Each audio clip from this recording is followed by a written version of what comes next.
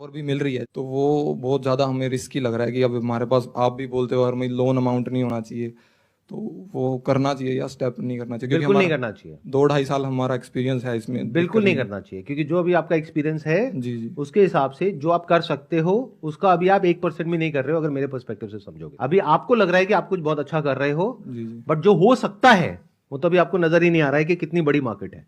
मतलब आपकी लोकेलिटी में अगर मान लो आसपास में 5 लाख लोग रहते हैं, जी तो ये मार्केट हो गई। 5 लाख में से आप कितना बेच रहे हो?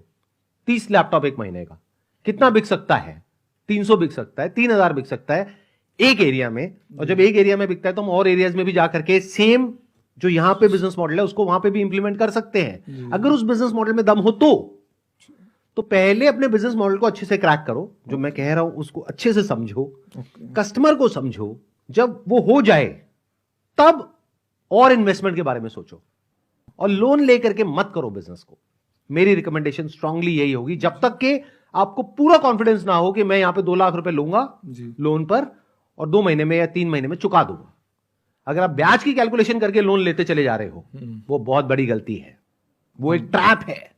ध्यान से सुन लो मेरी इस बात को और समझ लो अच्छे से।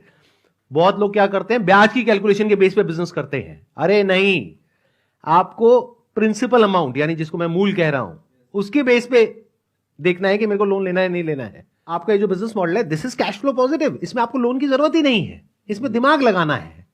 बस आपको कस्टमर को प्रॉपर तरीके से समझना है और वो देना है जो वो चाहता है। अगर ये आप कर पाओ तो इतनी डिमांड आ जाएगी कि संभाले नहीं संभलेगी, और प्रॉफिटेबल बिजनेस है तो आपको लोन चाहिए क्यों है?